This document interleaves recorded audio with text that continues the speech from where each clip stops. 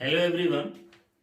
आज हम पढ़ेंगे क्लास 11th के फिजिक्स का एक बहुत ही इंपॉर्टेंट चैप्टर, फ्रिक्शन यानी घर्षण। घर्षण क्या है, कब यूज में आता है और कितने तरह का होता है, ये सारी बातें हम देखेंगे और बहुत ही इंपॉर्टेंट, बहुत छोटा सा चैप्टर है।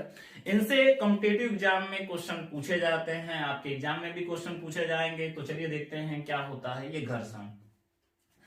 तो देखिए घर्षण क्या है, कब आता है, तो चलिए कुछ जनरली बातें आपको बताते चलते हैं घर्षण के बारे में। सबसे फर्स्ट टर्म घर्षण है क्या, यानी फ्रिक्शन है क्या।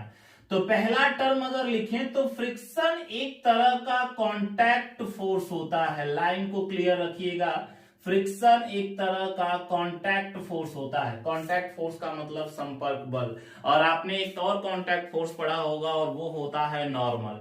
नॉर्मल भी एक तरह का कांटेक्ट फोर्स होता है और फ्रिक्शन भी एक तरह का कांटेक्ट फोर्स है। अब आप सोच रहे होंगे ये क्या बोल रहा है, फ्रिक्शन भी एक तरह का कांटेक्ट फोर्स होता है। नॉर्मल रिएक्शन जो होता है वो सरफेस के लंबवत दिशा में लगता है, हमेशा परपेंडिकुलर डायरेक्शन में लगता है। जबकि फ्रिक्शन जो होगा, ये अब टॉपिक में आगे की तरफ अगर बढ़ जाए तो फ्रिक्शन जो होता है ये कांटेक्ट सरफेस के पैरेलल डायरेक्शन में लगता है, parallel to contact surface. Contact surface के पैरेलल डायरेक्शन में ये वर्क करता है। तो ध्यान दीजिएगा, यहां पे कांटेक्ट फोर्स होता है एक तरह का फ्रिक्शन, जो कि कांटेक्ट सरफेस के पैरेलल डायरेक्शन में यानी समांतर दिशा में ये वर्क करता है, समांतर दिशा में ये लगता है। थर्ड टर्म की बात करें, फ्रिक्शन यूज में कब आता है, थोड़ा ध्यान दीजिएगा। यहां जो हम बातें बता रहे हैं पहली लाइन क्लियर कर देते हैं। अगर नॉर्मल जीरो है तो फ्रिक्शन हमेशा जीरो होगा, क्योंकि नॉर्मल जीरो होने का सेंस क्या है, यहाँ पे थोड़ा सा डिफरेंस क्लियर करते चलते हैं। यहाँ पे आपने देखा एक विशेष तरह का, आपको पता होगा कि एक विशेष तरह का भी कांटेक्ट फोर्स पाया जाता है जिसको बोलते हैं नॉर्मल रिएक्शन। अब इनमें और इनमें क्या डिफरेंस है, दोनों अगर क्लियर करते चलें तो जो नॉर्मल रिएक्शन होता है वो भी कांटेक्ट फोर्स है और फ्रिक्शन भी कांटेक्ट फोर्स है। बट यहां सोचने वाली बात है, फ्रिक्शन कब लगेगा और नॉर्मल कब लग रहा होगा, या दोनों एक साथ प्रोड्यूस हो रहे होंगे, क्या दोनों में रिलेशन होगा। तो एक लाइन क्लियर करते चलते हैं यहाँ पे। अगर नॉर्मल जीरो है, मतलब नॉर्मल जीरो होने का मतलब क्या, दो ऑब्जेक्ट एक दूसरे के टच में है ही नहीं, और अगर टच में नहीं है तो क्या ये फ्रिक्शन लगेगा, नहीं लगेगा। अगर ऑब्जेक्ट, ध्यान दीजिएगा जो वर्ड लिख रहा है, अगर ऑब्जेक्ट टच में ना हो तो फ्रिक्शन वर्क नहीं करता है। यानी अगर नॉर्मल रिएक्शन की बात करें तो याद रखिएगा, अगर नॉर्मल की वैल्यू जीरो हो जाए, नॉर्मल रिएक्शन जीरो हो, तो याद रखिएगा आपका फ्रिक्शन फोर्स भी जीरो ही होगा। नॉर्मल जीरो है तो फ्रिक्शन फोर्स भी जीरो लगेगा। कंडीशन यहां पे अप्लाई है, नॉर्मल जीरो तो फ्रिक्शन जीरो होता है। बट यहां पे केस नंबर सेकंड की बात कर लें तो अगर फ्रिक्शन जीरो हो, यदि फ्रिक्शन जीरो हो तो जरूरी नहीं है कि नॉर्मल भी जीरो हो, ये कंपलसरी नहीं है, बट ये कंपलसरी है। नॉर्मल जीरो होने का मतलब क्या है, कांटेक्ट में है नहीं, और कांटेक्ट में नहीं है तो फ्रिक्शन भी जीरो। जो कांटेक्ट में ही नहीं उनमें फ्रिक्शन नहीं प्रोड्यूस होता है। और यहाँ पे समझने वाली बात है कि जो फ्रिक्शन होता है ये हमेशा दो ऑब्जेक्ट के टच करने से ही लगता है, दोनों के संपर्क से ही लगता है। और अगर संपर्क से लगता है तो कांटेक्ट फोर्स हुआ, और अगर कांटेक्ट फोर्स हुआ तो ये भी सेम नॉर्मल रिएक्शन की तरह से बिहेव दिखाएगा। लेकिन एक लाइन यहाँ क्लियर करते चलते हैं, अगर नॉर्मल जीरो है तो फ्रिक्शन जीरो होगा, लेकिन फ्रिक्शन जीरो है तो नॉर्मल जीरो हो जाए ये जरूरी नहीं है, चेंज हो सकता है। कैसे चेंज हो सकता है ये भी बातें आपको अभी क्लियर कर देंगे। तो चलिए तीसरे पॉइंट की तरफ बढ़ते हैं। यानी पहला पॉइंट कि फ्रिक्शन एक तरह का कांटेक्ट फोर्स होता है, और दूसरा पॉइंट ये हमेशा कांटेक्ट सरफेस के पैरेलल डायरेक्शन में लगता है। थर्ड बात, फ्रिक्शन कब यूज में आता है, तो ध्यान दीजिएगा, जब एक ऑब्जेक्ट किसी दूसरे ऑब्जेक्ट के सरफेस पर चलने का प्रयास करती हो या चल रही हो। दोनों लाइन क्लियर रखिएगा, एक ऑब्जेक्ट हो, यहां पे एक ऑब्जेक्ट है ये, और इस ऑब्जेक्ट पे दूसरा ऑब्जेक्ट चलने की कोशिश करे, तो ऐसे सिचुएशन में एक तरह का फोर्स प्रोड्यूस होता है और उसी फोर्स को बोला जाता है फ्रिक्शन, उसी को फ्रिक्शन फोर्स कहते हैं। तो ध्यान दीजिए यहाँ पे, ये फ्रिक्शन फोर्स तभी अप्लाई होगा जब एक ऑब्जेक्ट दूसरे के सरफेस पे मूव करने की कोशिश करती हो। यानी यहाँ पे अगर देखा जाए, ये जब इस पे चलने की कोशिश करे मतलब एक एक्सटर्नल फोर्स लग रहा होगा, चलेगी तो संवेग आएगा, और अगर संवेग आएगा तो मोमेंट की वजह से, मोमेंटम की वजह से फोर्स हो जाएगा इसमें। तो जब एक ऑब्जेक्ट दूसरे ऑब्जेक्ट पे रखी जाए और इसके अंदर मूवमेंट होना शुरू हो या मूवमेंट होने की कोशिश कर रही हो, तो ऐसे सिचुएशन में इनके रिलेटिव मोशन को अपोज करने के लिए, इनके सापेक्ष गति को, आपेक्षिक गति को अपोज करने के लिए एक बल प्रोड्यूस हो जाता है और उसी बल को बोला जाता है घर्षण बल। यानी जब एक ऑब्जेक्ट किसी दूसरे ऑब्जेक्ट के सरफेस पर चलने की कोशिश करे या फिर चल रही हो, तो ऐसे सिचुएशन में इनके बीच, इन दोनों सरफेस के बीच में एक पैरेलल फोर्स जनरेट हो जाता है कांटेक्ट सरफेस के बीच में, और इसी पैरेलल फोर्स को बोला जाता है फ्रिक्शन। तो लाइन यहां क्लियर रहिएगा कि फ्रिक्शन क्या है। तो फ्रिक्शन एक तरह का कांटेक्ट फोर्स होता है जो कि हमेशा कांटेक्ट सरफेस के पैरेलल डायरेक्शन में लगता है। जनरली हमने एक और कांटेक्ट फोर्स पढ़ा है और वो होता है नॉर्मल रिएक्शन। नॉर्मल रिएक्शन अगर देखा जाए तो ये भी एक दूसरे के कांटेक्ट में ही लगता है। जब सरफेस एक दूसरे के कांटेक्ट में आते हैं तो परपेंडिकुलर एक फोर्स जनरेट होता है और उसी फोर्स को बोला जाता है नॉर्मल रिएक्शन। अगर यहाँ पे सिचुएशन कुछ केस की बात कर ले, अगर नॉर्मल जीरो है तो फ्रिक्शन हमेशा जीरो होगा, बिना डाउट हमेशा जीरो रहने वाला है, क्योंकि नॉर्मल का जीरो होना ये बताता है कि दोनों ऑब्जेक्ट एक दूसरे के टच में थे ही नहीं, और अगर एक दूसरे के टच में नहीं है तो फ्रिक्शन हो ही नहीं सकता है। लेकिन सेकेंड टर्म लिखा हुआ है, अगर फ्रिक्शन जीरो है तो नॉर्मल भी जीरो हो, ये जरूरी नहीं है, क्योंकि फ्रिक्शन जीरो हो सकता है। अगर दो ऑब्जेक्ट एक दूसरे के सरफेस पे ऐसे रखे गए हैं और इनके अंदर किसी के अंदर मूवमेंट न होना चाहे, इनके अंदर चलने की कोई कोशिश न करे, इसके अंदर एक्सटर्नल कोई फोर्स न लग रहा हो, तो दूसरा कोई फोर्स जनरेट होगा ही नहीं, और ऐसे सिचुएशन में फ्रिक्शन जीरो, लेकिन नॉर्मल जीरो नहीं, क्योंकि दोनों अभी भी टच में है। तो बस माइनर सा डिफरेंस है। ये जो फ्रिक्शन होता है ये किसी एक्सटर्नल फोर्स के जनरेट होने से ये प्रोड्यूस होता है। आप किसी एक सरफेस पे किसी दूसरे ऑब्जेक्ट को जब चलाने की कोशिश करेंगे, एक्सटर्नल फोर्स लगाएंगे, तभी फ्रिक्शन प्रोड्यूस होता है, नहीं तो फ्रिक्शन जीरो रहता है। जबकि नॉर्मल तो हमेशा लगेगा, जो कांटेक्ट में आ जाए तो हमेशा नॉर्मल लगने लगता है। तो यहाँ पे यही लाइन क्लियर किए हैं, अगर नॉर्मल जीरो है तो फ्रिक्शन जीरो होगा और हमेशा होगा, लेकिन अगर फ्रिक्शन जीरो है तो जरूरी नहीं है कि नॉर्मल भी जीरो हो, ऐसा सिचुएशन नहीं है। तो चलिए यहाँ पे ध्यान दीजिएगा कि फ्रिक्शन क्या है। तो तीसरी लाइन में आपको बताया कि जब एक ऑब्जेक्ट किसी दूसरे ऑब्जेक्ट पर चलने का प्रयास करे, मतलब जबरदस्ती उस ऑब्जेक्ट पे हम फोर्स लगा रहे हो और फोर्स लगा करके उसको चलाने की कोशिश कर रहे हो, तो ऐसे ही सिचुएशन में लगता है फ्रिक्शन। और कैसे लगता है तो चलिए देखते हैं यहाँ पे कैसे लगता है। जनरली यहाँ पे एक टॉपिक से आपको क्लियर करते चलते हैं। मान लीजिए यहाँ पे एक रफ सरफेस है, यहाँ पे ऐसे जनरली दिखा देते हैं, एकदम रफ सरफेस है यहाँ पे, और इस रफ सरफेस के ऊपर एक ऑब्जेक्ट रखा हुआ है यहाँ पे m मास का। अब यहाँ पे फ्रिक्शन कब प्रोड्यूस होगा ये बात क्लियर करते चलते हैं आपको। फ्रिक्शन कब प्रोड्यूस होगा, जब इस ऑब्जेक्ट पे एक्सटर्नल फोर्स लगेगा तभी फ्रिक्शन प्रोड्यूस होगा, तभी फ्रिक्शन लग रहा होगा। घर्षण की उत्पत्ति तभी होगी जब ये इस सरफेस पे चलने का प्रयास करेगी, चल रही हो तो भी लगेगा, और अगर चलने की कोशिश भी करती है तभी ये जनरेट होता है, तभी ये उत्पन्न होते हैं। और थर्ड लाइन यहाँ पे एक और चीज क्लियर कर देते हैं जो कि बहुत जरूरी है।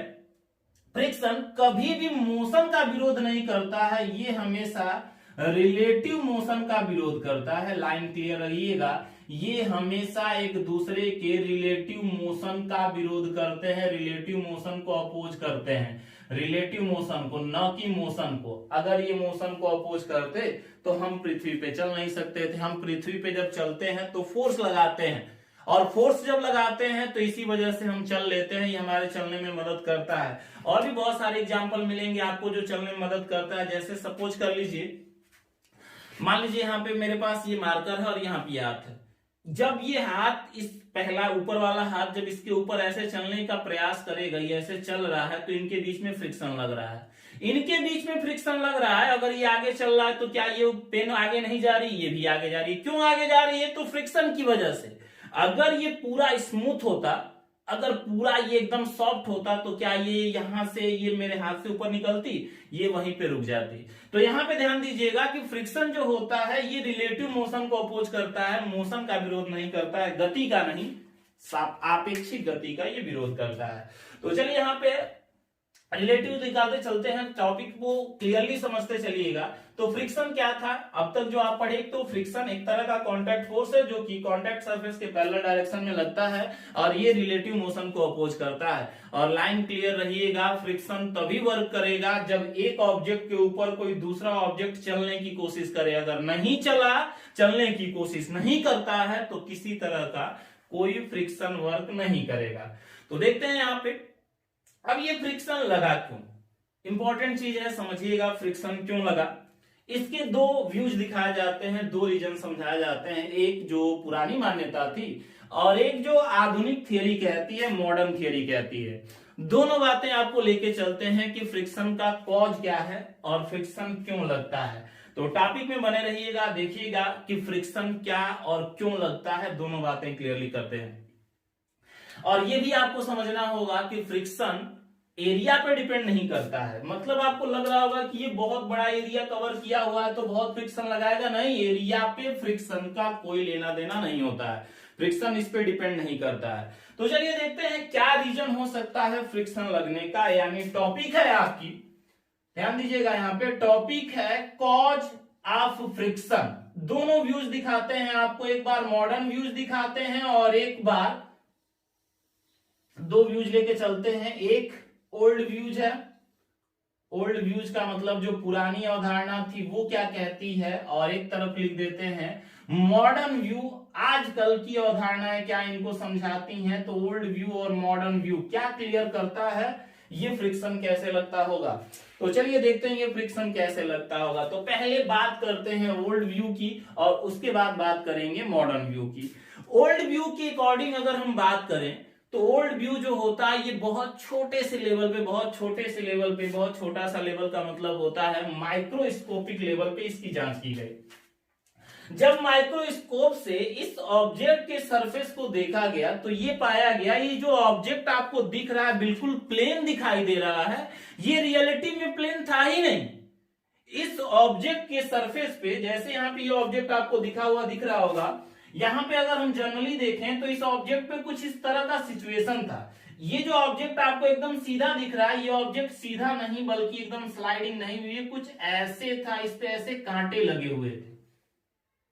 इसी पे नहीं, दूसरे वाले ऑब्जेक्ट पे भी सेम कांटे लगे हुए थे। अगर दूसरे वाले भी ऑब्जेक्ट पे सेम कांटे लगे हुए हों, ये लाइन थोड़ा सा ये ऑब्जेक्ट को आप क्लियर करिएगा, यहाँ पे ये एम मास का ऑब्जेक्ट है और इस पे भी पहले से अगर यहाँ पे कांटे लगे हों, दोनों पे यहाँ पे कांटे लगे हुए हैं, ये ओल्ड व्यू ऐसा कहता है। यानी जब हम इसको सूक्ष्मदर्शी से देखेंगे, इसके सरफेस को, ये जो प्लेन हिस्सा आपको दिख रहा है, अगर सूक्ष्मदर्शी से देखा जाए, माइक्रोस्कोप से देखा जाए तो इसमें छोटे छोटे कांटे नजर आते हैं। और अगर छोटे छोटे कांटे नजर आ रहे हैं और इसके ऊपर हमने एम मास का कोई ऑब्जेक्ट रख दिया तो इन कांटों के बीच में इंटरलॉकिंग हो जाती है, ये कांटे एक दूसरे के साथ इंटरलॉक्ड हो जाते हैं। अगर ये एक दूसरे के साथ इंटरलॉक्ड हो गए तो क्या ये चलेंगे, ध्यान दीजिएगा, होते वो कैसे जाते हैं, ये एक दूसरे के साथ इंटरलॉकिंग कर लेते हैं, ऐसा मानना है ओल्ड व्यूज का।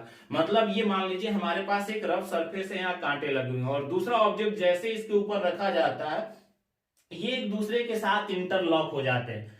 अगर ये एक दूसरे के साथ इंटरलॉक्ड हो गए तो क्या ये एक दूसरे पे फोर्स लगा रहे हैं, बिल्कुल नहीं, एक दूसरे के साथ इंटरलॉक्ड हैं, एकदम आराम से पड़े हुए हैं, एक दूसरे के साथ चिपके हुए हैं। और अगर हम दूसरे ऑब्जेक्ट पे, सपोज करिए अगर हम इस हाथ पे फोर्स लगाएं, तो अगर आप इस हाथ पे इसको फोर्स लगाएंगे आगे की तरफ, तो जैसे इसको आगे की तरफ लगाने की कोशिश करेंगे एक फोर्स लगने लगेगा इस पे पीछे की तरफ, और यही जो फोर्स जनरेट हो रहा है इसी फोर्स को क्या बोला गया, फ्रिक्शन कहा गया। यानी ओल्ड व्यूज का जो मानना था, पुरानी अवधारणा का जो मानना था, वो कुछ ऐसे था कि ये जो ऑब्जेक्ट आपको प्लेन दिखाई दे रही है ये रियलिटी में प्लेन है ही नहीं, इसमें कुछ ऐसे कांटे बने हुए हैं, कुछ ऐसी दरारें बनी हुई हैं, और इसी में नहीं, जो यम ऑब्जेक्ट का आप पदार्थ रख रहे हैं उनके अंदर भी ऐसे ही कांटे बने हुए हैं। जैसे ही एक पदार्थ दूसरे पदार्थ पे रखा जाता है, दोनों कांटे एक दूसरे को इंटरलॉक कर लेते हैं, दोनों हिस्से एक दूसरे को इंटरलॉक कर लेंगे। और जब दोनों हिस्से एक दूसरे को इंटरलॉक कर लेंगे, समझिए अगर ये एक दूसरे को इंटरलॉक कर लें तो क्या अभी इंटरलॉकिंग के दौरान इन पे फोर्स लगा? एकदम नहीं लगा, ये जैसे हैं वैसे पड़े हुए हैं। अगर हम इस ऑब्जेक्ट को धक्का देने की कोशिश करें तो ये इंटरलॉकिंग हो चुकी है, जब धक्का देंगे तो ये इंटरलॉकिंग नहीं चाहेगा कि आगे की तरफ जाए। फिर से यही देखिए, सपोज करिए मेरा हाथ है और इस हाथ को हमने ऐसे पकड़ा हुआ है, अगर इस तरह से ज्वाइंट है, अभी फिलहाल ऐसे पड़ा हुआ है, कोई फोर्स नहीं लग रहा है, लेकिन अगर इस पे कोई बल लगाए, यही लाइन आपको क्लियर कर रहे थे फ्रिक्शन में क्यों लगता है और कब लगता है। तो फ्रिक्शन तभी लगेगा जब दूसरे पे आप फोर्स लगाएंगे, दूसरे पे लगाएंगे तो पहला वाला उसको रोकेगा। और ओल्ड व्यूज का मानना था कि दोनों में रफ सरफेस है तो बिल्कुल रोकना चाहिए, और ये जितने फोर्स से रोक रहा होगा उसी फोर्स को बोला जाता है फ्रिक्शन। अब ये फ्रिक्शन कैसे और कितना वर्क करेगा, ओल्ड व्यूज की बात क्या थी ये आपको क्लियर कर देते हैं, तब आएंगे आपको मॉडर्न व्यूज की तरफ। मतलब आधुनिक सिद्धांत क्या इस बात को सही ठहराते हैं या नहीं, और अगर ओल्ड व्यूज सही थे, करेक्ट थे, तो फिर मॉडर्न की जरूरत क्यों पड़ी। तो दो चीजें ओल्ड व्यू ने थोड़ी सी एक्सप्लेन कर नहीं पाई। पहली बात कि अगर ऐसा है कि इसमें कांटे लगे हुए हैं तो इसका मतलब जितना बड़ा एरिया होगा उतने ज्यादा कांटे लगे होंगे, उतने ज्यादा इंटरलॉकिंग होगी, और अगर उतने ज्यादा इंटरलॉकिंग होगी तो ज्यादा सरफेस पे फ्रिक्शन ज्यादा लगेगा, और कम सरफेस पे कम इंटरलॉकिंग में कम फ्रिक्शन लगेगा, भाई आसानी से गुजर जाएगा, ज्यादा इंटरलॉकिंग में ज्यादा लगेगा। लेकिन ऐसा सही नहीं था भाई, प्रैक्टिकल ऐसा पाया गया कि ये करेक्ट नहीं है। ये जो फ्रिक्शन है ये एरिया पे नहीं, कांटों पे डिपेंड नहीं कर रहा था, तो फिर कैसे कर रहा था, इस थियरी को एक्सप्लेन किया मॉडर्न थियरी ने, मॉडर्न व्यू ने। मॉडर्न व्यू क्या कहता है तो देखिएगा, मॉडर्न व्यू की बात बताते हैं। मॉडर्न व्यू कहता है ये सारी बातें जो आप पढ़े थे ये तो अभी ओल्ड व्यूज की थी। ओल्ड व्यूज ने क्या माना कि भाई एक सरफेस जो होता है वो उसमें पूरी तरह से माइक्रोस्कोपिक लेवल पे, छोटे से लेवल पे माइक्रोस्कोप से देखा गया, तो ये पाया गया कि इनके ऊपर ये दिखने में तो प्लेन दिख रहे हैं लेकिन ये प्लेन है नहीं, इनमें कुछ ऐसी दरारें पड़ी हुई हैं, कांटे लगे हुए, कांटों जैसे दिख रहे थे ये। और जब ये इनके अंदर कांटे दिख रहे हैं तो इनका भी जो सरफेस था उनको जब चेक किया गया तो उनमें भी कांटे दिखाई दे रहे थे। यानी अगर बाय प्रैक्टिकल कहा जाए तो कोई पदार्थ पूरी तरह से स्मूथ नहीं है, पूरी तरह से एकदम स्लाइडिंग करने लायक नहीं है।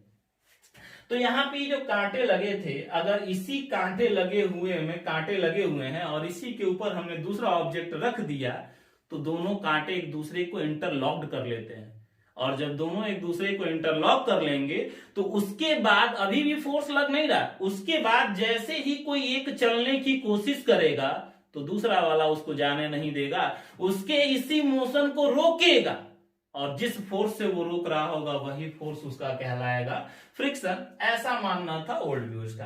अब आए थे मॉडर्न व्यूज क्या कहती है। ओल्ड व्यूज क्यों थोड़ी सी यूज में नहीं आई, या फिर ओल्ड व्यूज को गलत नहीं, हमने ऐसा नहीं कहा कि ये गलत था, बट ओल्ड व्यूज जो दो चार चीजें थी जिसको एक्सप्लेन नहीं कर पाया। सबसे पहला टर्म की भाई देख के ऐसा लग रहा है कि जितना ज्यादा कांटा होगा उतने ज्यादा, आपको भी दिमाग में आ रहा होगा, बहुत ज्यादा कांटे तो बहुत ज्यादा इंटरलॉकिंग होगी, ज्यादा इंटरलॉकिंग होगी तो चलाना बहुत मुश्किल होगा, लेकिन ऐसा था नहीं। बहुत जगह ऐसा पाया गया कि ऑब्जेक्ट बहुत छोटा हो तो भी उसके अंदर फ्रिक्शन ज्यादा लग रहा था, और ऑब्जेक्ट बहुत बड़ा हो तो भी उसके अंदर फ्रिक्शन बहुत कम लग रहा था।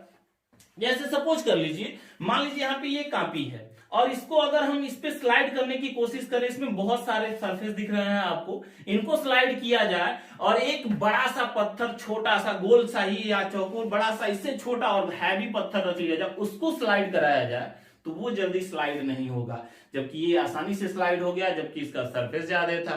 तो ओल्ड व्यू जो है ये क्लियर नहीं कर पाया कि भाई अगर सरफेस ज्यादा होंगे तो फ्रिक्शन ज्यादा लगेगा कि कम लगेगा।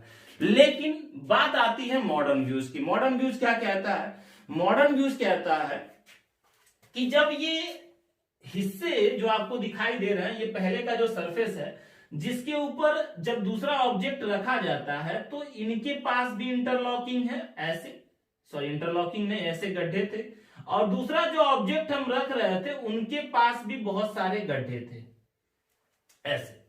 जब दो गड्ढे एक दूसरे के टच में आते हैं तो इनके बीच में प्रेशर ज्यादा होने की वजह से, पहले ऑब्जेक्ट का प्रेशर होने की वजह से, ये जो कांटेक्ट पॉइंट आते हैं एक दूसरे के साथ जो कांटेक्ट कर रहे हूं, जैसे मान लीजिए ये इसके साथ कांटेक्ट कर जाए, ये इसके साथ, ये जो कांटेक्ट सरफेस आपको दिख रहा है, यानी मॉडर्न व्यूज कहता है कि पहले वाले हिस्से में, जैसे ओल्ड व्यूज ने कहा था कि पहले वाले जो सरफेस हैं उनके पास बहुत सारे कांटे होंगे, मान लिया इसमें भी ऐसा हो सकता है, दूसरे के पास भी ऐसे बहुत सारे कांटे होंगे, ये भी बात मान ली गई।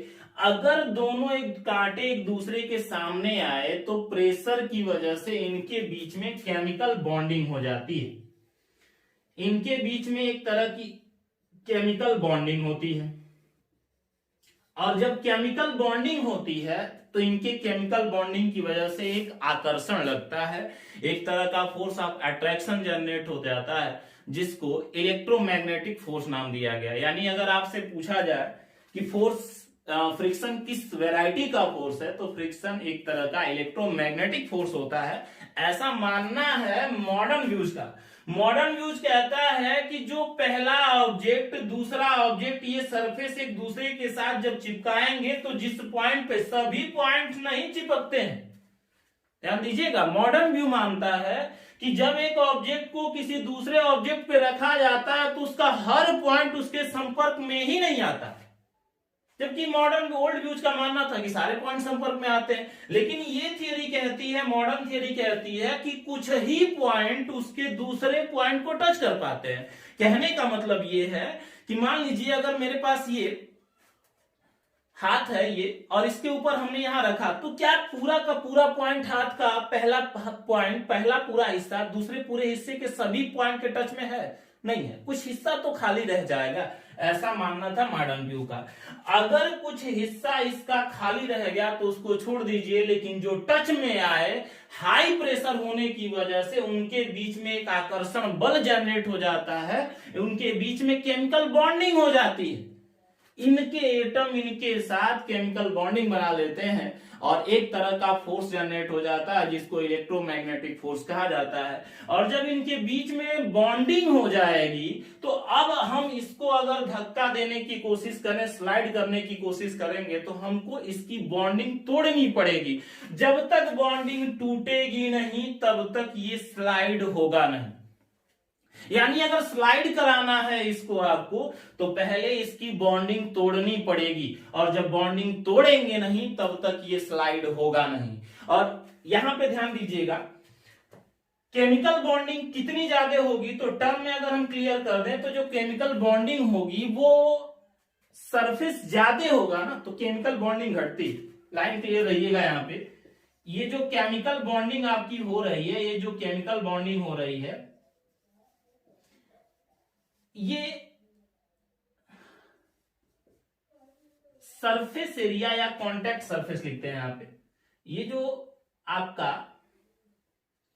कांटेक्ट पॉइंट है उसके इनवर्सली प्रोपोर्शनल होता है, मतलब व्युत्क्रम अनुपाती होता है।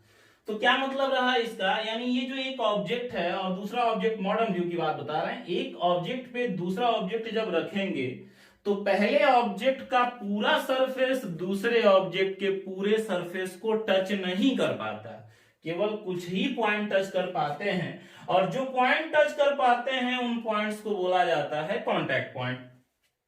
हाई प्रेशर होने की वजह से m द्रव्यमान का जो ये ऑब्जेक्ट है ऊपर से भार वर्क कर रहा होगा, हाई प्रेशर होने की वजह से यहाँ पे इनके बीच में, इनके कांटेक्ट पॉइंट्स के बीच में केमिकल बॉन्डिंग हो जाती है। और अगर केमिकल बॉन्डिंग हो जाती है, कांटेक्ट पॉइंट्स के बीच में केमिकल बॉन्डिंग हो जाती है, तो ऐसे सिचुएशन में इनमें एक तरह का अट्रैक्शन लग रहा है, और जैसे इनमें अट्रैक्शन हुआ, जैसे इनमें आकर्षण बल लगा, अगर हम इसको मूव कराना चाहें, हटाना चाहें, तो जाहिर सी बात है उस बल के बराबर, कम से कम उस फोर्स के बराबर जो इसमें आकर्षण लग रहा है, कम से कम इतना फोर्स तो लगाना ही होगा, ताकि हम इसके नेचर को, इसके बॉन्डिंग को तोड़ सकें, और जब तक टूटेगा नहीं तब तक ये आगे नहीं बढ़ने वाला है।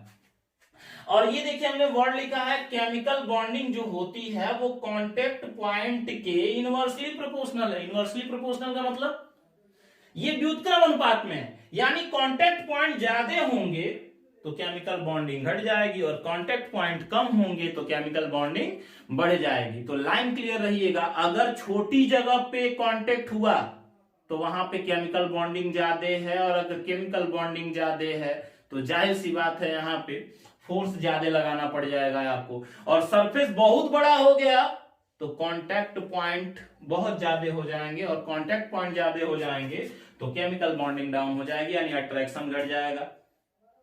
तो ध्यान समझिए इसको कि अगर एक पदार्थ को दूसरे पे चलाना है, बड़ा सरफेस रख लेंगे तो केमिकल बॉन्डिंग कम हो जाएगी, अट्रैक्शन कम हो जाएगा, और अट्रैक्शन कम हो जाएगा तो चलाना थोड़ा आसान हो जाएगा। और छोटा ही सरफेस रखेंगे, पदार्थ का छोटा सरफेस रखेंगे, उसके कम ही हिस्से अगर टच कर पाए दूसरे को तो केमिकल बॉन्डिंग ज्यादा हो जाएगी, तो भी उसको चलाना थोड़ा सा मुश्किल हो जाएगा।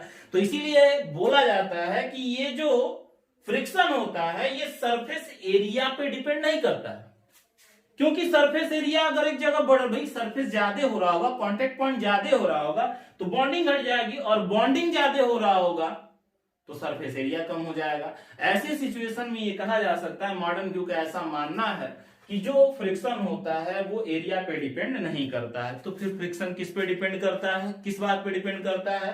तो फ्रिक्शन डिपेंड करता है इस केमिकल बॉन्डिंग पे, और ये केमिकल बॉन्डिंग डिपेंड करती है इसके वेट पे, इसके भार पे, इसके नॉर्मल पे। यानी केमिकल बॉन्डिंग डिपेंड कर रही है नॉर्मल पे, और केमिकल बॉन्डिंग की वजह से ही जो आकर्षण लग रहा है उसी से तो फ्रिक्शन लग रहा है। तो हम जनरली कह सकते हैं ऐसा कि ये जो फ्रिक्शन है ये फ्रिक्शन डायरेक्टली प्रोपोर्शनल होगा नॉर्मल के। लाइन क्लियर रहिएगा, यहाँ पे जो वर्ड लिख रहे हैं दोनों को मिक्स करने के बाद जो कंक्लूजन आया वो इतना आया कि friction is in directly proportional to normal. जो घर्षण होता है वो नॉर्मल रिएक्शन के समानुपाती होता है, यानी किसी तरह का कोई फ्रिक्शन फोर्स जो आएगा वो डायरेक्टली प्रोपोर्शनल होगा नॉर्मल रिएक्शन के। जितना ज्यादा नॉर्मल रिएक्शन उतने ज्यादा फ्रिक्शन लगेगा। और यहाँ पे हमने पहले ही क्लियर कर दिया, नॉर्मल जीरो तो friction zero, but friction zero that means normal zero हो जाए ये कंपलसरी नहीं है। तो यहाँ पे आपको दोनों व्यूज बताए, अब तक की जो बातें रही कि वास्तव में ये फ्रिक्शन होते क्या है।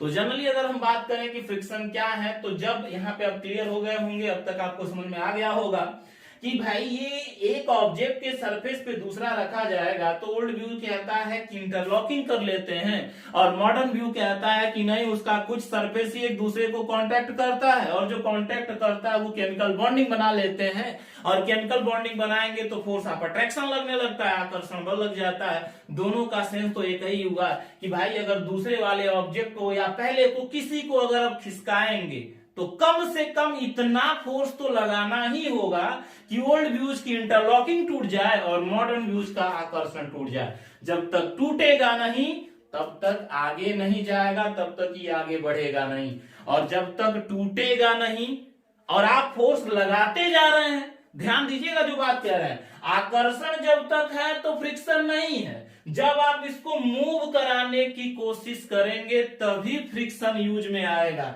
यहां भी मूव कराएंगे, भाई मूव कराएंगे तो ये चाहेगा टूटना? बिल्कुल नहीं चाहेगा। इंटरलॉकिंग भी नहीं टूटना चाहेगी, और अगर केमिकल बॉन्डिंग होती है, फोर्स ऑफ अट्रैक्शन लगता है, तो वो भी टूटना नहीं चाहेगा। दोनों टूटना नहीं चाहेंगे। तो अगर टूटना नहीं चाहेंगे इसका मतलब हुआ कि आप जब इस ऑब्जेक्ट को स्लाइड करेंगे, सरकाएंगे, चलाएंगे, तभी जाके आपका जो फोर्स लगेगा, जनरेट होगा, वो क्या कहलाएगा? फ्रिक्शन कहलाएगा।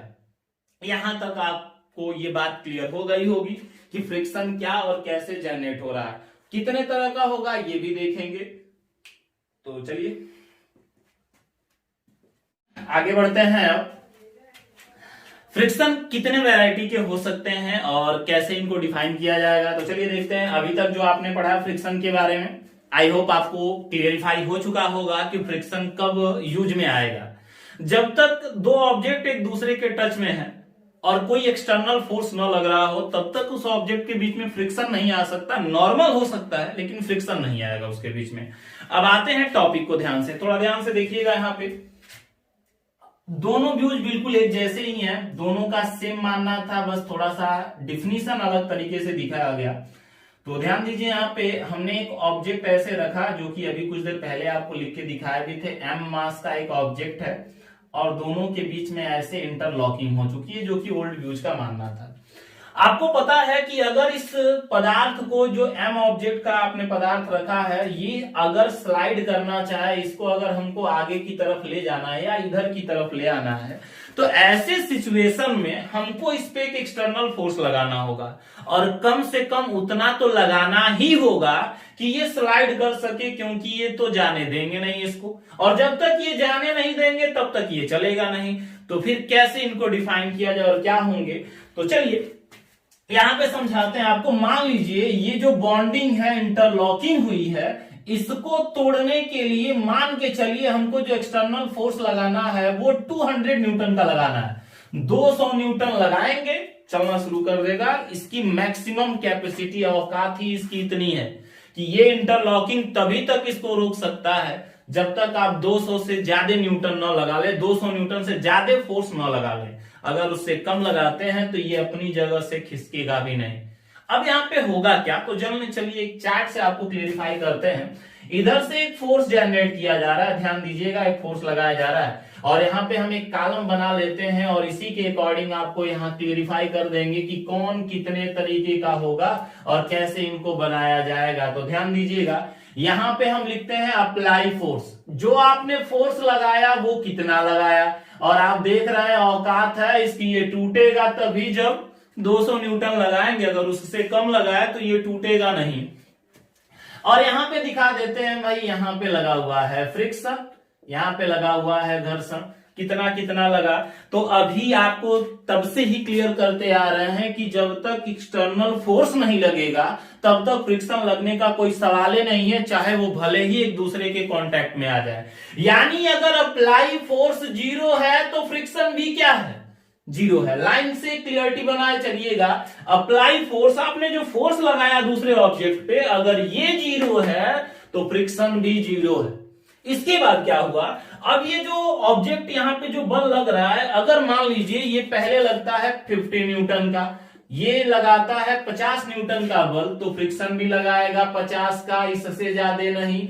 बाय इंटरलॉकिंग जो हुई है, ये जो इंटरलॉकिंग आपको दिख रहा है, अगर ये 50 न्यूटन से लगाएगा तो ये कहेगा रुक जाओ, ये तो रोकेगा इसको या जाने देगा। ये इसको रोकने की कोशिश करेगा और रोकेगा, कितने न्यूटन से रोकेगा, तो 50 से रोकेगा, ज्यादा नहीं रोकेगा। ज्यादा फोर्स नहीं लगा सकता, अगर ज्यादा लगाएगा तो पता चलेगा आपको ही वापस धक्का दे देगा। ये जो ऑब्जेक्ट, मान लो यहाँ पे ये धक्का दे रहा है, इसको 50 न्यूटन का फोर्स लगा रहा है, अगर कहीं गलती से ये जो इंटरलॉकिंग है 60 न्यूटन का लगा दे तो हम तो पीछे आ जाएंगे। ऐसा नहीं होता है, यहाँ पे जितने न्यूटन का अप्लाई फोर्स उतने न्यूटन का फ्रिक्शन। आप तोड़ रहे हैं, वो आपको तोड़ने से रोक रहा है, और जितना फोर्स आप लगाएंगे उतना ही वो लगाएगा। हाँ, अपनी औकात तक लगाएगा, जितनी उसकी मैक्सिमम कैपेसिटी है उतना लगाएगा।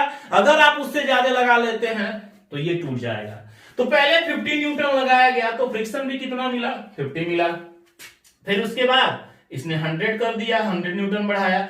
अब फिर से ये 100 न्यूटन अप्लाई कर दिया, तो जितना लगा रहे उतना वापस कर दे रहा है, चलने का नाम ही नहीं ले रहा है। और ये जो आदमी है यहाँ पे, मान लीजिए ये कोई आदमी है जो कि इस पे बार बार फोर्स लगाने की कोशिश कर रहा है और फोर्स लगाते जा रहा है। ये भी जिद्दी है, 100 न्यूटन लगाया फिर भी नहीं खिसका। फिर आगे आया ये, इसके बाद ये बढ़ा लिया अपना, 150 न्यूटन कर लिया। अब ये 150 न्यूटन से इसको धक्का दे रहा है, क्या ये ऑब्जेक्ट आगे जाएगा? अभी भी नहीं जाएगा, क्योंकि इसको जाने के लिए 200 न्यूटन से ज्यादा फोर्स होना चाहिए। तो जब ये 150 गया तो ये भी कितना लगा दिया, 150 लगा दिया। फिर दिक्कत थी, अब ये सोचा थोड़ा और बढ़ाया, थोड़ा और बढ़ाया, तो अब की बार बढ़ा करके ये 190 न्यूटन कर लेता है। तो क्या ये 190 न्यूटन पे आगे गया? अरे भाई अभी भी नहीं गया, ये 190 न्यूटन वापस कर दिया। धीरे धीरे धीरे धीरे ये बढ़ाता चला गया और बढ़ाते बढ़ाते ये पहुंचा 199 न्यूटन, 198 न्यूटन, 198 न्यूटन लगाया तो ये भी 198 लगाया, चलेगा नहीं। 199 लगाया तो ये भी 199, 199 लगाया, ये भी 199 लगाया। लेकिन जैसे ही ये 200 लगाया, जैसे ही अप्लाइड फोर्स 200 का हुआ, क्या ये इसको 200 अप्लाइड फोर्स 200 का हुआ, लाइन क्लियर रहिएगा। 199 पे 199 रहा, 198 पे 198 रहा, लेकिन जैसे ये 219 का लगाया, 200 न्यूटन का फोर्स लगाता है, ये जो फ्रिक्शन है ये दोबारा, लाइन क्लियर रहिएगा, ये जो फ्रिक्शन है ये दोबारा डाउन हो जाता है और डाउन होकर ये फिर से 198 न्यूटन पे आ गया। फिर इसने कहा 210 न्यूटन लगाएंगे, फिर से इसको फ्रिक्शन 198 का लगा, फिर इसने 220 न्यूटन लगाया, फिर से फोर्स 198 न्यूटन ही लगा। क्या मतलब था, ऐसे क्यों हो रहा था? यानी स्टार्टिंग में रीजन समझिएगा, आपको इसमें 3 हिस्से दिख रहे होंगे, यहाँ पे आपको 3 पोर्शन इसके दिखाई दे रहे होंगे। 3 पोर्शन में क्या क्या दिखाई दे रहा है? एक पोर्शन जो आपको दिखाई दे रहा है वो 0 से लेके 199 तक का था, 0 से 199 तक, 199 नहीं 200 तक कर लेते हैं। 0 से ये 198,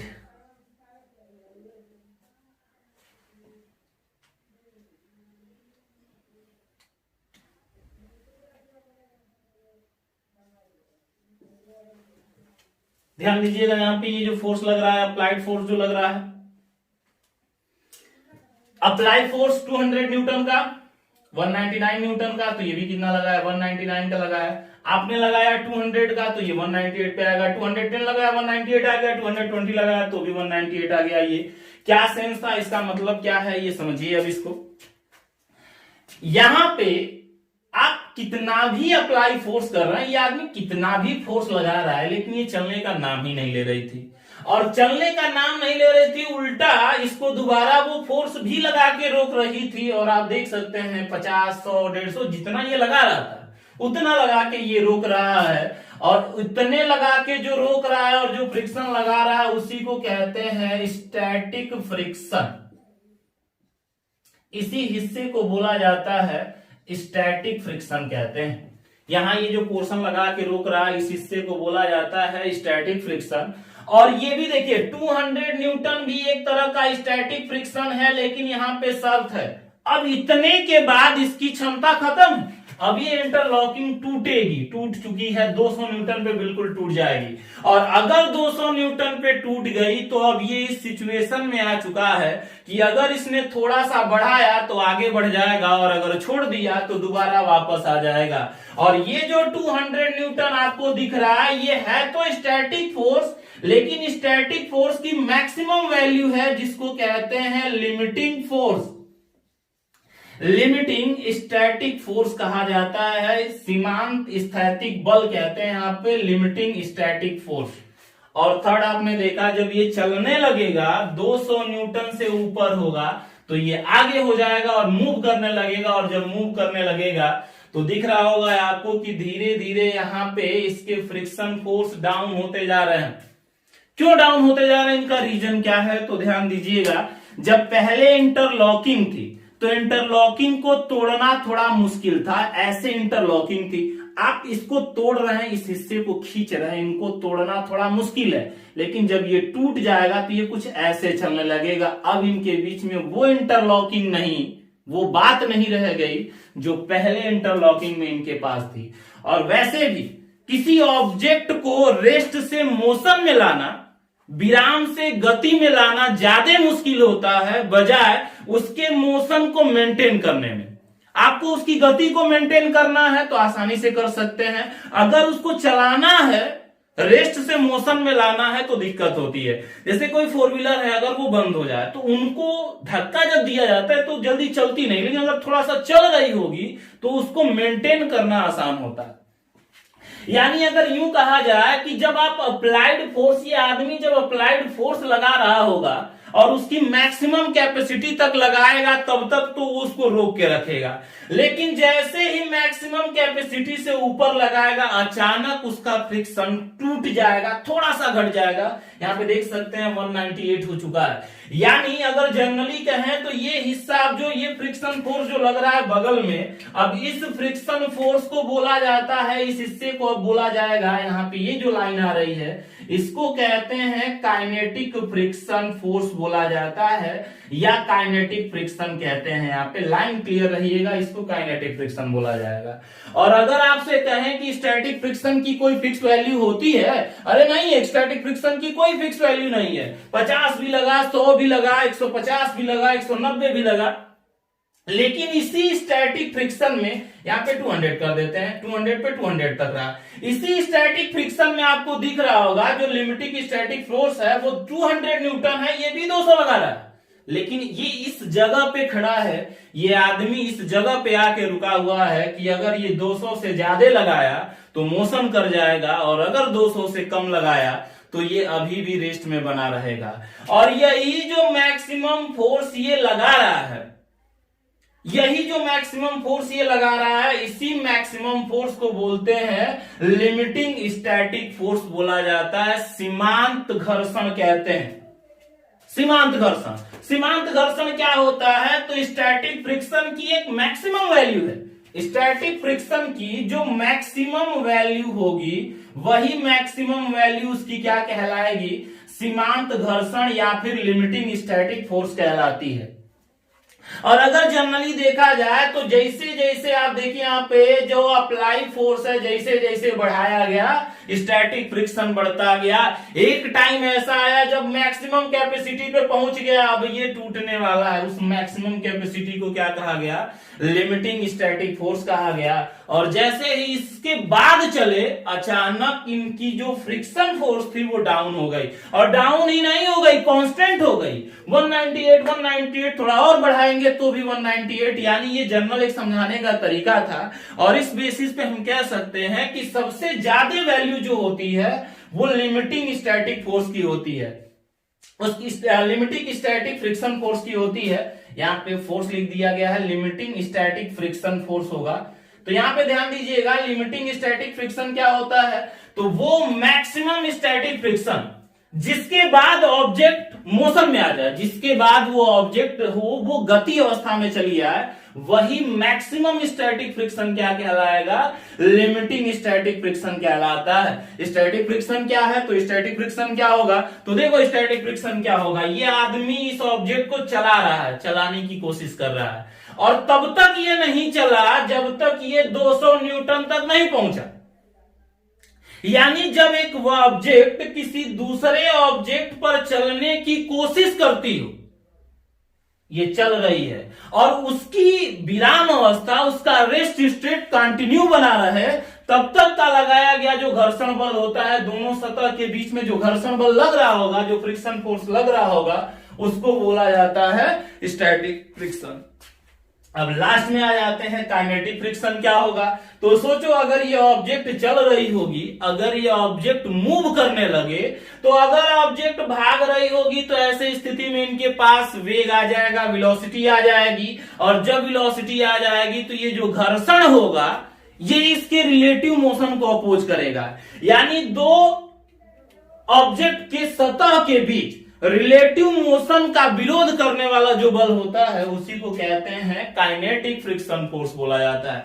लाइन क्लियर रहिएगा, दो ऑब्जेक्ट के रिलेटिव मोशन को, दो ऑब्जेक्ट के सरफेस के रिलेटिव मोशन को अपेक्षित गति का विरोध करने वाला जो बल हो, यानी एक ऑब्जेक्ट दूसरे ऑब्जेक्ट पे जब भाग रही होती है, उसके सतह पे जब चल रही होती है, तो उनके रिलेटिव मोशन को विरोध करने के लिए, उनके रिलेटिव मोशन को रोकने के लिए जो घर्षण बल लगता है उसको कहते हैं काइनेटिक फ्रिक्शन बोला जाता है। यानी अगर हम देखा जाए तो फ्रिक्शन तीन तरह का हमको यहां मिलेगा।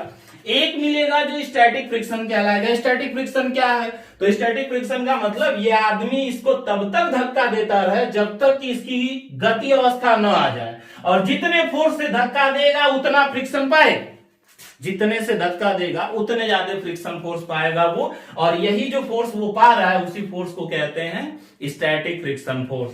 लिमिटिंग फ्रिक्शन फोर्स क्या होता है, ये अगर आम भाषा में कहें तो ये इस फ्रिक्शन फोर्स की मैक्सिमम कैपेसिटी है, इससे ज्यादा वो दोबारा आपको रोक नहीं सकता। ये जो इंटरलॉकिंग हुई है, जो बल लगा है, इससे ज्यादा वो आपको रोक नहीं सकता, और वही जो मैक्सिमम फोर्स लग रहा है उसी को बोलते हैं लिमिटिंग स्टैटिक फ्रिक्शन कहते हैं।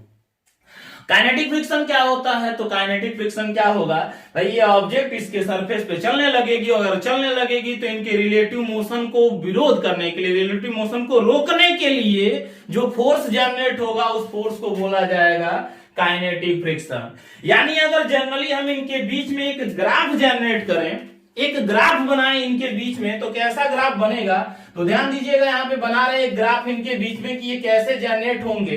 तो यहां पे देखिए हमने दो कॉलम बना लिया, एक तरफ हम यहां पे लिख देते हैं ये दूसरा है, यहां पे दूसरा अक्ष है, इस तरफ दिखा देते हैं अप्लाई फोर्स, हमने जो फोर्स अप्लाई किया वो कितना रहा, और एक तरफ दिखा देते हैं फ्रिक्शन फोर्स कितना रहा। तो एक तरफ लिख देते हैं फ्रिक्शन और एक तरफ लिखते हैं अप्लाइड फोर्स, इधर फ्रिक्शन दिखा रहा है इधर अप्लाइड फोर्स दिखा रहा है। तो हुआ क्या कि जैसे जैसे हमने फोर्स बढ़ाया, जैसे जैसे हम फोर्स को बढ़ाते चले गए, वैसे वैसे धीरे धीरे धीरे धीरे इसका फ्रिक्शन फोर्स धीरे धीरे धीरे धीरे बढ़ता गया, लेकिन तब तक बढ़ता गया जब तक वो अपनी मैक्सिमम कैपेसिटी पे न पहुंच जाए, और यही जो मैक्सिमम कैपेसिटी इसकी रही थी, और इसके बाद अचानक ये डाउन हुआ, और डाउन होकर के फिर से ये कांस्टेंट हो गया। तो यहां पे ये जो हिस्सा आपको मैक्सिमम पोजीशन दिख रहा है इसी को कहते हैं limiting friction, limiting static friction कह लीजिए, सीमांत घर्षण कह लीजिए, लिमिटिंग फ्रिक्शन कह लीजिए। ये एक मैक्सिमम वैल्यू है, लिमिटिंग फ्रिक्शन कहलाई। यहां तक की जो वैल्यू आपको दिख रही है वो फ्रिक्शन है, और आगे जो चल के जा रही है वो है आपकी काइनेटिक फ्रिक्शन। यानी अगर आपसे कोई पूछे कि कौन ज्यादा है, तो याद रखिएगा ज्यादा वैल्यू होती है लिमिटिंग स्टैटिक फ्रिक्शन की, लिमिटिंग स्टैटिक फ्रिक्शन की वैल्यू सबसे ज्यादा पाई जाती है। तो ये रहा पूरा आपका टर्म की कैसे कैसे इनके बीच का, यहां तक देखिए, और लाइन क्लियर रहिएगा, एक बार फिर से क्लियर कर देते हैं। आप सबसे पहले लिमिटिंग फ्रिक्शन निकालेंगे। लिमिटिंग फ्रिक्शन उस ऑब्जेक्ट की रफनेस को बताएगा, उसकी औकात बताएगा कि कितने न्यूटन के बाद ये मोशन करेगा। मान लो अगर हमको ये नहीं पता होता कि इसकी क्षमता 200 न्यूटन है, तो क्या हमसे कोई कहता कि बताइए 150 न्यूटन का बल लगा रहा है कितना घर्षण लगेगा, तो हम नहीं बता सकते थे। हमको पता है कि ये मूव तभी करेगा जब 200 न्यूटन का हो, 200 न्यूटन से कम फोर्स लगा तो जितना लगा वही घर्षण बल लग रहा होगा इसका। और अभी कुछ देर पहले आपको बताया है, मॉडर्न व्यू कहता है कि जो फ्रिक्शन है वो डायरेक्टली प्रोपोर्शनल होता है यन के। अगर फ्रिक्शन डायरेक्टली प्रोपोर्शनल यन के है तो फिर कैसे वर्क करेगा देखते हैं, तब तक के लिए देखिए इसको। चलिए अब देखते हैं आगे लिमिटिंग फ्रिक्शन और काइनेटिक फ्रिक्शन कैसे डिफाइन किए जाएंगे। डिफाइन पहले भी कर चुके हैं आपको, तो टॉपिक लिखते हैं लिमिटिंग फ्रिक्शन या फिर लिमिटिंग स्टैटिक फ्रिक्शन, और दूसरे तरफ दिखाते हैं यहां पे काइनेटिक फ्रिक्शन। क्या है लिमिटिंग फ्रिक्शन और क्या है काइनेटिक फ्रिक्शन, तो अब तक तो क्लियर हो ही गया होगा आपको।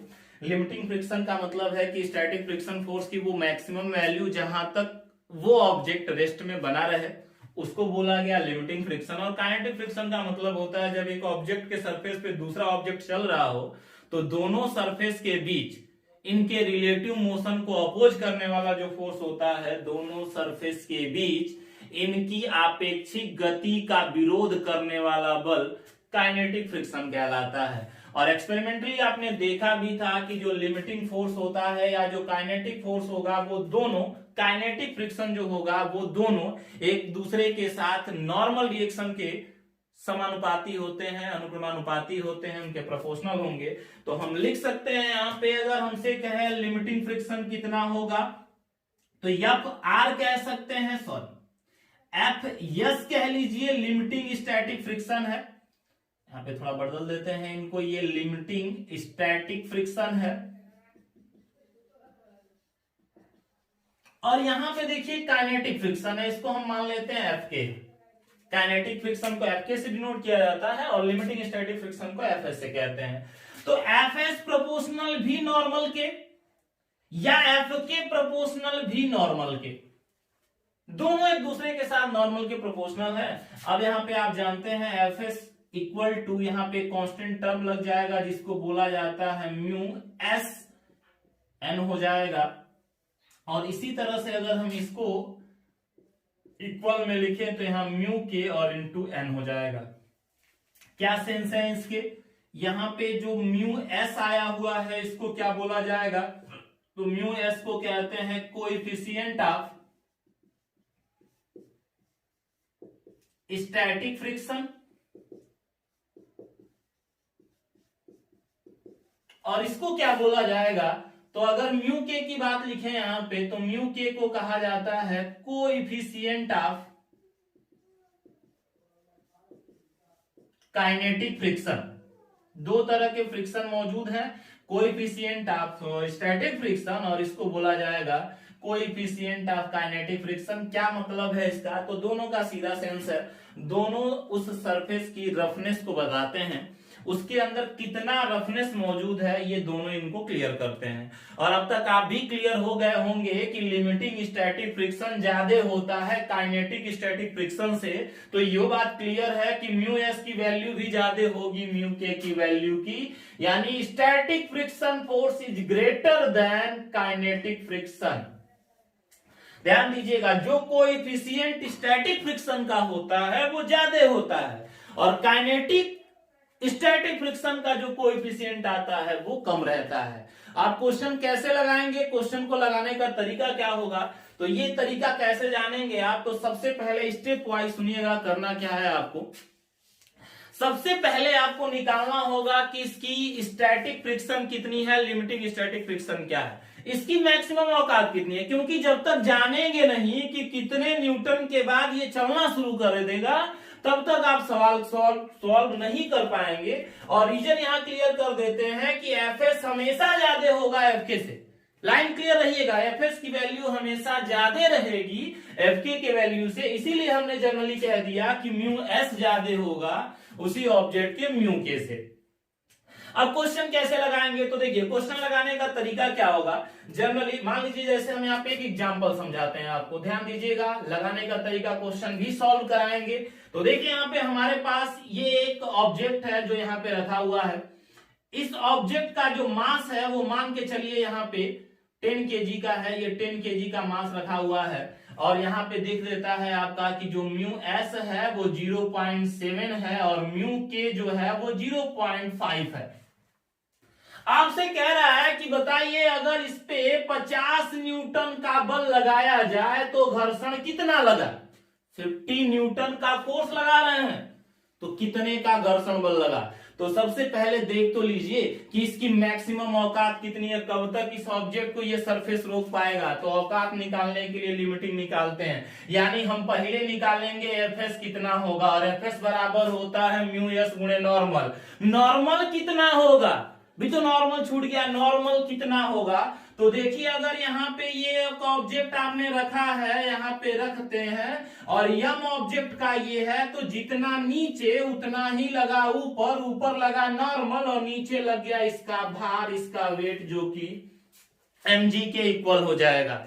तो अगर mg के इक्वल हो गया तो यानी ये जो n है ये n नहीं बल्कि ये बदल करके आपकी जो वैल्यू आ जाएगी एफ एस बराबर वो म्यू एस और n के जगह हम यहाँ पे क्या यूज कर देंगे mg का। जरूरी नहीं है mg हो, थोड़ा चेंज भी होगा इसलिए हमने इसको यहाँ डिफाइन नहीं किया, बट यहाँ पे देखेंगे तो यहाँ पे नॉर्मल कितना लग रहा है, तो नॉर्मल यहाँ पे नीचे की तरफ लगेगा जो कि 10g होगा। तो एफ एस बराबर म्यू एस के जगह 0.7, 10 kg का है तो 10 से मल्टीप्लाई कर देंगे इनटू, ध्यान दीजिएगा यहाँ पे g की भी वैल्यू रखनी होगी, mg होता है, m है 10, g को भी अगर 10 कर दे तो कितना आ जाएगा ये, तो ये 7 और इनटू मल्टीप्लाई कर देंगे तो ये 70 न्यूटन आ गया, एफएस आ गया 70 न्यूटन। यानी इस ऑब्जेक्ट को अगर चलाना है तो 70 न्यूटन फोर्स चाहिए, लेकिन लगाया कितना, 50 न्यूटन का। तो आपसे कहे बताइए कितना घर्षण बल लगा, काइनेट कितना, स्टैटिक कितना, इसमें फ्रिक्शन फोर्स लगा, तो फ्रिक्शन फोर्स लगा 50 न्यूटन का। 70 नहीं लगा क्योंकि इसकी अवकाश 70 की, और जो लगा रहा है वो 50 का लगा रहा है। अगर लाइन क्लियर रहिएगा, अगर लिमिटिंग स्टैटिक फ्रिक्शन से आपने कम बल लगाया तो जितना लगा रहे होंगे वही उसका घर्षण बल हो जाएगा। अगर कहता कि नहीं, मान लो यहां पे ये 80 न्यूटन का लगाता है तब कितना फ्रिक्शन लगा, तो अगर ये 80 का लगाता है और आपका मैक्सिमम औकात कितने का है, 70 का है, यानी इसके बाद तो ये मूव कर गया होगा। और अगर मूव कर गया होगा तो फार्मूला है आपके पास, अब लगेगा एफ के, एफ के बराबर होता है म्यू के का मान 0.5 गुणे एन का मान mg यानी 10 गुणे 10, तो कितना आ जाएगा, ये फिर से आ जाएगा 50 न्यूटन का। तो लाइन क्लियर रहिएगा। सबसे पहले ऐसे क्वेश्चन को सॉल्व करने के लिए पहले आप निकालेंगे कि इसके पास लिमिटिंग फ्रिक्शन फोर्स कितना है। जैसे ही लिमिटिंग फ्रिक्शन फोर्स निकाल लिए, अगर उससे ज्यादा बल लगाए हैं तो आपको काइनेटिक फ्रिक्शन का फार्मूला यूज करके बता देना है कि कितना होगा, लेकिन अगर उससे कम लगाए हैं तो जो लगाए हैं वही उसका आंसर है। यानी हम 50 न्यूटन का बल अगर इस पे लगाएंगे तो स्टैटिक फ्रिक्शन 70 का है, तो फ्रिक्शन कितना लगा, 50 से लगा, क्योंकि चलेगा ये नहीं, और जब तक चलेगा नहीं तब तक इसका फ्रिक्शन फोर्स वही लगेगा जो आप अप्लाई कर रहे हैं, उससे ज्यादा आप नहीं लगा पाएंगे। तो ये इनका तरीका है। अब नॉर्मल और ये दोनों कैसे वर्क करेंगे, इसके क्वेश्चन कैसे सॉल्व किए जाएंगे, देखेंगे नेक्स्ट वीडियो में। तब तक आप पढ़ाई करते रहें।